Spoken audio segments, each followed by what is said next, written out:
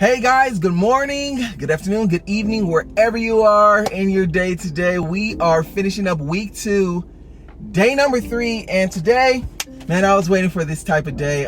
Man, I'm having a rough day today. I'm having a rough day, but I talked about a couple of quick boost videos ago, foreseeing the distractions, foreseeing these type of days that we tend to go through every once in a while. Where we're having a rough day, how are we going to respond? Are we going to throw out our habits? Are we going to throw out our activities for today, even if it's something simple like the deep breathing today? Ironically, today is day 3, which means it's the breathing day, and it's something that I've been doing today, not really from a fitness standpoint or cardio endurance standpoint, but also to help in my overall mental, my well-being, making sure that I'm not making irrational decisions out of fear, out of anxiety, out of emotion.